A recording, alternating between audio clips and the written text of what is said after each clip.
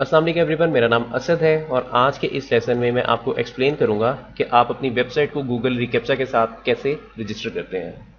तो उस पर्पज़ के लिए यहाँ पे मैं एक न्यू टैब ओपन कर लेता हूँ और इस टैब को ओपन कर लेने के बाद जो एड्रेस बार है मैं यहाँ पे आके लिखता हूँ गूगल रिकैप्चा। गूगल रिकैप्चा लिख देने के बाद मेरे पास नीचे कुछ सर्च रिजल्ट्स आ चुके हैं। मैंने जूम इन किया हुआ है इसलिए आपको कुछ इस तरह से नजर आ रहा है। अगर मैं जूम आउट करता हूँ तो आपको मुश्किल से नजर आएगा, तो इसलिए मैंने जूम इन किया हुआ था। ओके, तो मेरे पास जो सबसे टॉप पे लिंक आया है reCAPTCHA easy on human hard on boards, इस पे मैं क्लिक कर देता हूँ। ये जितने भी लिंक्स हैं सारे रिकैप्चा से रिलेटेड हैं। बाय द वे आप कहीं पे भी क्लिक कर सकते हैं। तो मैं इस फर्स्ट लिंक पे क्लिक कर देता हूँ।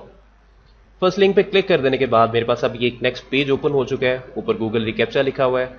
यहाँ पे गेट रिकैप्चा पे भी मैं क्लिक कर सकता हूँ और जो नीचे बटन है गेट रिकैप्चा, मैं इस पे भी क्लिक कर सकता हूँ। मैंने गेट रिकैप्चा पे क्लिक किया और अब मुझसे कहा जा रहा है कि जो मेरा जीमेल का अकाउंट है उसको यूज करते हुए मैं लॉग इन करूं।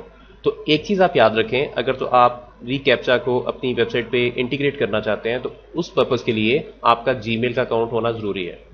तो यहां पे आके मैं अपना पासवर्ड स्पेसिफाई करता हूं। मैंने नेक्स्ट पे क्लिक किया। नेक्स्ट पे क्लिक कर देने के बाद मैं सक्सेसफुली लॉग इन कर चुका हूं।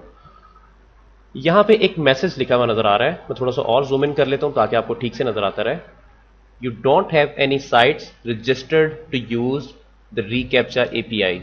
इसका मतलब ये है, यहां पे कहा जा रहा है कि आपकी कोई भी वेबसाइट अभी तक गूगल रिकैप्चा को यूज करने के लिए रजिस्टर्ड नहीं है। तो यहां पे नीचे आके लिखा हुआ है रजिस्टर अ न्यू साइट। तो लेबल के अंदर आके मैं कोई भी लेबल चूज कर सकता हूं, यानी कि जो भी वेबसाइट आप जब रजिस्टर करते हैं तो आप उसको कोई स्पेसिफिक नाम दे देते हैं। तो मैं यहां पे आके लिखता हूं लेट्स सपोज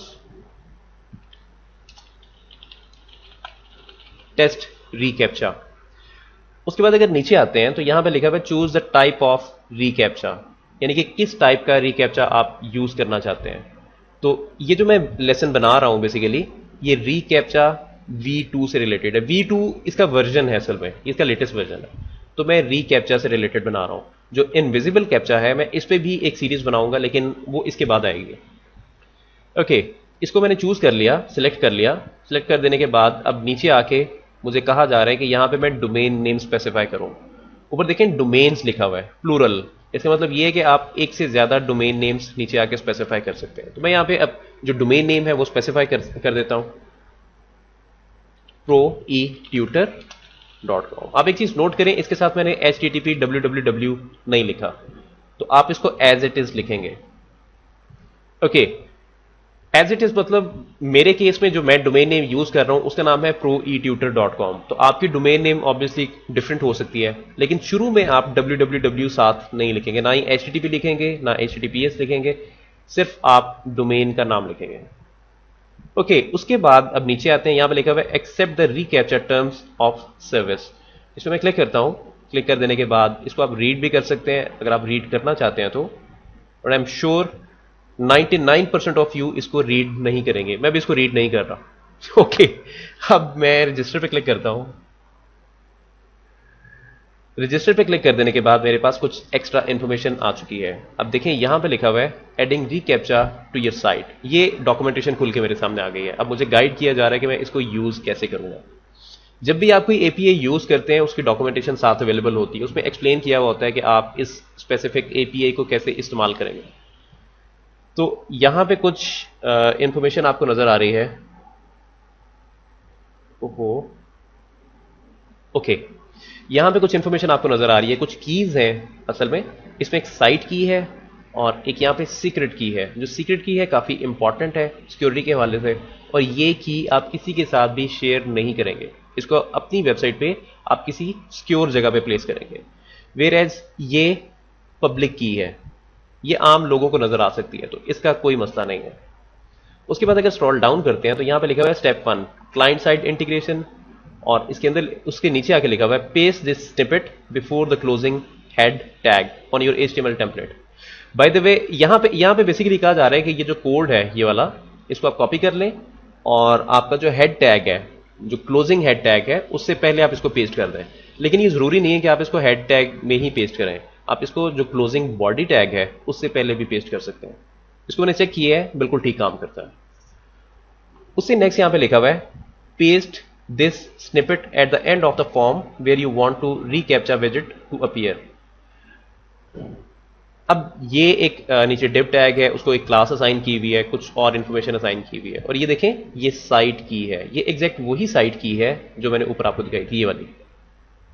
तो ये पहले से यहां पे स्पेसिफाइड है, और यहां पे कहा जा रहा है कि जो जिस जगह पे अपने HTML फॉर्म के अंदर आप चाहते हैं कि आपका रिकैप्चा कोड अपीयर हो, इस डिव को कॉपी कर लें और इसको एग्जैक्ट उस जगह पे प्लेस कर दें अपने फॉर्म के अंदर। उसके बाद अगर आप नीचे आते हैं तो यहां पे आगे स्टेप नंबर 2 लिखा हुआ है सर्वर साइड इंटीग्रेशन, और यहां पे कहा जा रहा है कि when your users submit the form where you integrated reCAPTCHA you will get a part of the payload।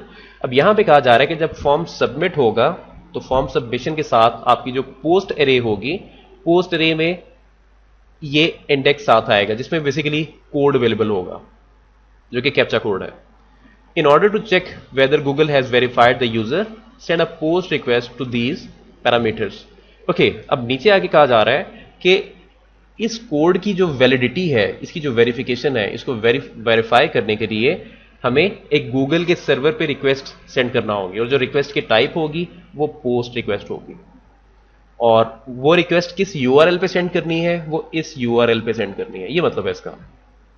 और इस रिक्वेस्ट के साथ डाटा कौन सा भेजना है, पोस्ट रिक्वेस्ट के साथ हम डाटा भेजते हैं असल में, तो इसके साथ डाटा कौन सा भेजना है, जो डाटा इसके साथ भेजा जाएगा उसमें एक सीक्रेट के नाम से इंडेक्स होगा, जरूरी है, रिक्वायर्ड है ये, और इसके साथ जो सीक्रेट की है उसको भेजा जाएगा। ये एग्जैक्ट वही सीक्रेट की है जो कि ऊपर आपको नजर आ रही थी, ये वाली। इसके बाद जो रिस्पॉन्स है, रिस्पॉन्स के आगे the value of g recaptcha response, जो आपका HTML फॉर्म होगा जहां पे आपने रिकैप्चा को डिस्प्ले करवाया होगा, जब आप उसको सबमिट करेंगे तो जो पोस्ट एरे होगी $_पोस्ट, उसमें ये इंडेक्स नेम अवेलेबल होगा। तो कहा जा रहा है कि रिस्पॉन्स को जो वैल्यू असाइन करनी है वो ये इसकी जो वैल्यू है वो असाइन करनी है। डोंट वरी, अभी आप जो मैं डिस्कस कर रहा हूं चीजें आपके सामने, आप यहां पे कंफ्यूज हो सकते हैं, लेकिन जब मैं प्रैक्टिकल आपके सामने करूंगा तो चीजें बहुत ज्यादा आसान लगेंगी आपको। उसके बाद नीचे रिमोट आईपी लिखा हुआ है। रिमोट आईपी का मतलब होता है कि जो एंड यूजर वेबसाइट इस्तेमाल कर रहा है उसका आईपी एड्रेस। तो ये ऑप्शनल है बेसिकली, आप ये जो वेरिफिकेशन हो रही है इसमें आप एंड यूजर का जो आईपी एड्रेस है वो भी शामिल कर सकते हैं, जरूरी नहीं है, ऑप्शनल है, अगर आप चाहें तो आप शामिल कर सकते हैं। तो मेरे ख्याल से जो आज का लेसन है इसके लिए इतना काफी है। जो नेक्स्ट लेसन है उसमें हम इसको इंप्लीमेंट करना शुरू करेंगे।